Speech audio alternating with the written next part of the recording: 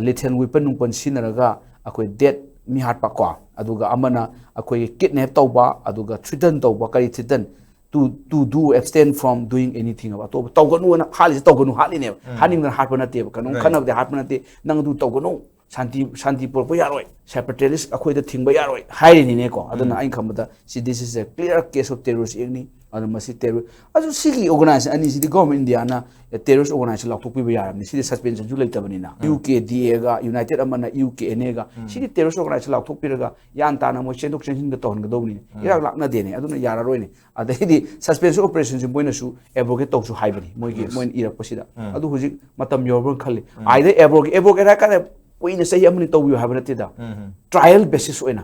था अमनी गे येंब याय एडवोकेट तौगदी हदि नोमै का अदुगदी मोइगी मथक खुद थाबा यादोनेबा सागे central arm police force Assam rifle Indian army ना खुद थाबा या पोर्ट रूम दुम लरगदी मोइ हनबसु याय